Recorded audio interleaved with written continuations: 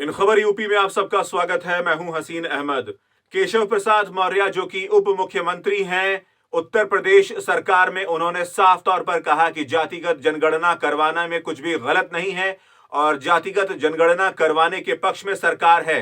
आपको बताते चले कि केशव प्रसाद मौर्य भारतीय जनता पार्टी के सबसे उन बड़े कद्दावर नेताओं में से आते हैं जो पिछड़े वर्गों में अच्छी खासी पैंठ रखते हैं और इस पूरे सूबे में जिस तरह से पिछड़ा वर्गों के वोटों पर जमकर राजनीति की जा रही है, ऐसे वक्त में केशव प्रसाद मौर्य का यह बयान बहुत ज्यादा सुर्खियों में है।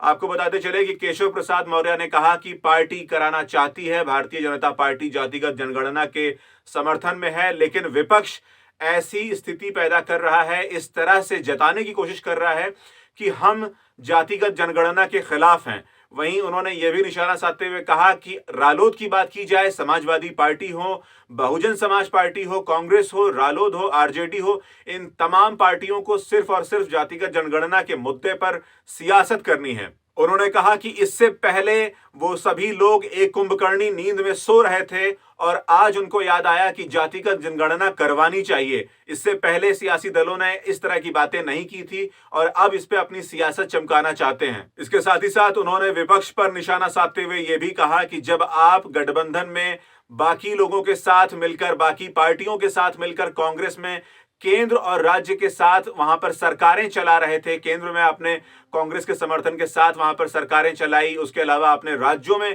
कांग्रेस के समर्थन के साथ सरकारें चलाई, तो उस वक्त आपको जातिगत जनगणना की ये जो पूरी की पूरी बात है वो तब नहीं समझ में आई, आपने तब कोई ऐसी मांग नहीं रखी और आज आपको इतनी हड़बड़ाहट क्यों हो रही है जातिगत जनगणना के मुद्दे पर। उन्होंने ये भी कहा कि बिहार के मुख्यमंत्री नीतीश कुमार जातिगत जनगणना करवाना चाहते थे, वो उसके पक्ष में थे, लिहाजा उन्होंने अपने राज्य में करवाया।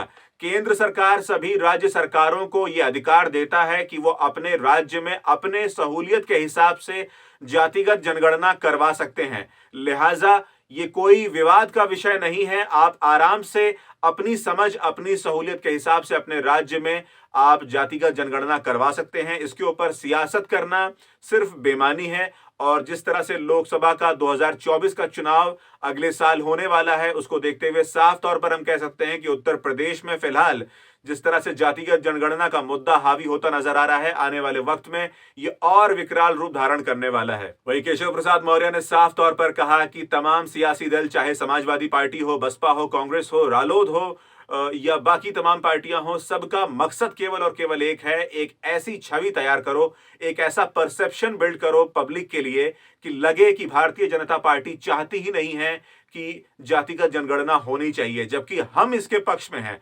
बतौर उप मुख्यमंत्री उन्होंने इस बात को साफ तौर पर कहा कि हम जातिगत जनगणना के पक्ष में हैं और हम करवाना चाहते हैं। देखिए ये वीडियो। तो बिहार में जातिगत जनगणना जो हो रही है उसको किस तरीके से देखते हैं फिर आप?